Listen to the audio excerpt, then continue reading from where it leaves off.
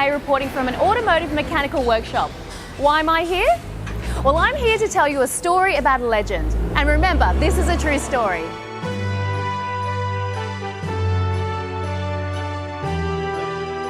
During World War II, the US Army realised the need for a rugged, reliable off-road vehicle, and they contracted 3 car builders to design it. The legend called Jeep was born. The Allies nicknamed the Jeep the Iron Horse, which helps them win World War II. In many countries, it was known as a symbol of peace because it was the first vehicle to enter the city freed by the Allies. After the Second World War, Jeeps were used extensively by farmers. So even today's Jeep has the capacity to pull the plough, as you can see in this video. In many countries around the world, an off-road vehicle is called a Jeep. All-wheel drive, four-wheel drive, and off-road vehicles are all called Jeeps. We asked a Greek and an Italian what they called an off-road vehicle in their country, and this is what they said. In my country, in Italy, all the off-road we call Jeep.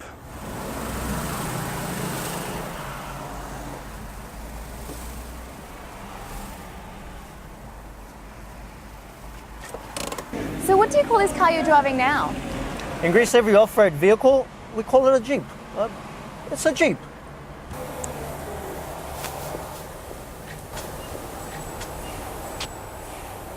But it's a Mitsubishi, it's not a Jeep.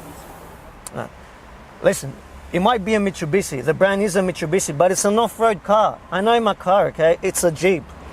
The number of Jeeps sold up to the present day is 15 million, and almost 4.5 million of those were the Jeep Grand Cherokee, the luxury model.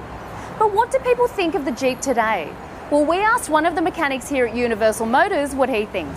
With these old Jeeps, Cherokees, they have a bit of a bad name in the whole community because they are problem cars. They have a lot of problems with some of the old engines.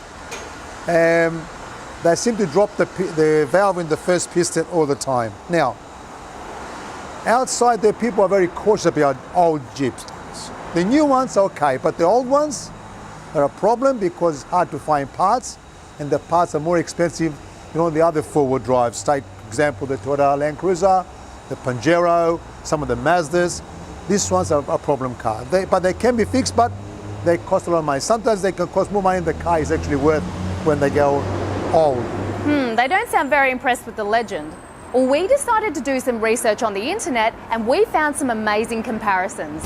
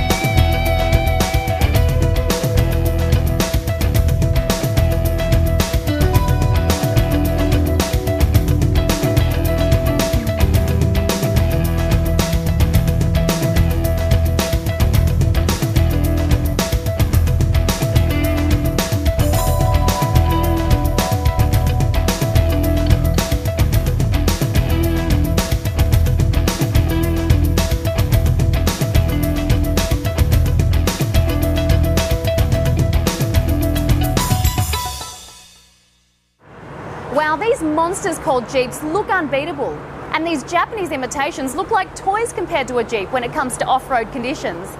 So this is why we're here. We bought a Jeep, but this Grand Cherokee Jeep had to be towed to the mechanic because the engine was blown. Harry will tell us a bit more about this.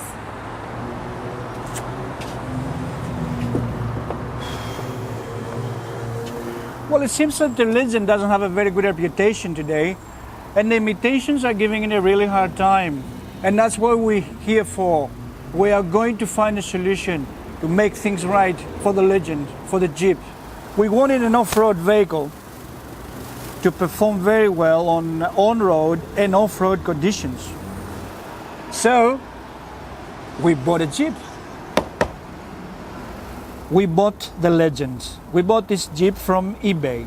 But this Jeep has a cylinder head blown off, which is a very common problem with these particular engines.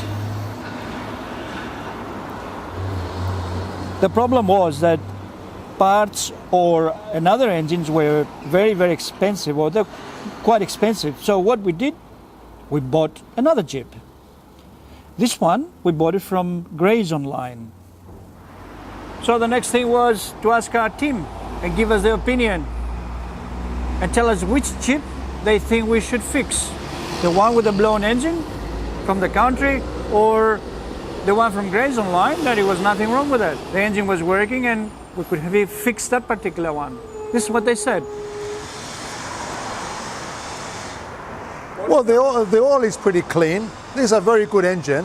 It starts well. I think the compression is very good. Mechanically, I think it's good. Everything seems to be working on it. And it's clean. There's not many oil leaks, apart from a little bit on the gearbox underneath I noticed before. The rear suspension may be on the crossbar on top with a sway move. This car is not bad to put back on the road if one wishes to do so. It's got a few body work, like this dome, this roof lining can be repaired.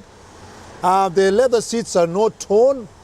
Look, in my opinion, this car could go on the road. A good polish and a good detailing will become very good. This one needs a bit of fixing, just the roof a little bit. The engine's working fine, so I'll be fixing this one. Should be all right. So I can show you what we must paint. It's this one here, the roof, the bonnet, and all these things. It's not worth it. Better fix the other one. Okay, looks like that this is the one we're gonna be fixing.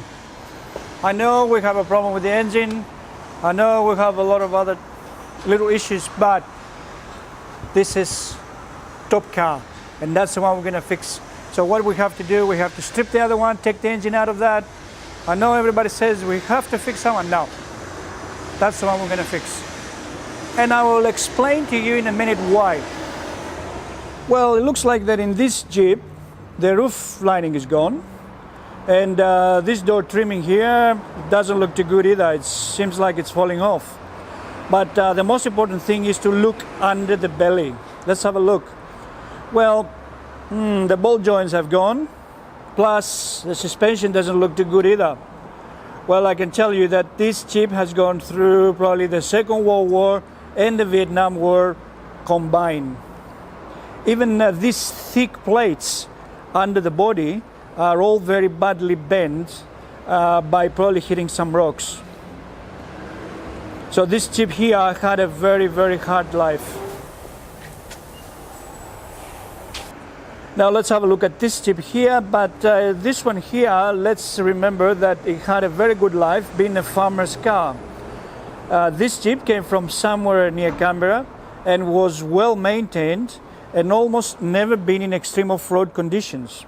Now, having a look at the interior, it looks in perfect condition. Now, as far as the underbody is concerned, looks in excellent condition, and there's hardly any scratches to be seen. Well, other some minor cosmetic work, this Jeep had a very, very good life. This one here happened only because the engine overheated. Well, the reason why their engine was overheated, it's only because the car was sold on and they stopped the maintenance. And that's why it was it got overheated, and that's why blown a head cylinder. Now these engines do have an overheating problem, and they do drop the first valve when they overheat. So the decision is very simple. We're going to keep the farmer's car because it had a very good life, it's been well maintained, and we're just going to replace the engine. That's the best solution. Yippee! The solution to keep on Jeeping is regular maintenance. Change of cooling fluids regularly, plus once a year change of the thermostat. As for other small problems, keep it in good shape because there is only one Jeep, and having this beast serving you at her best means you'll have to pay some money to maintain her properly. Bill here at Universal Motors will keep your bills down when you come here with your Jeep. It's all worth it. After all, you're driving a legend.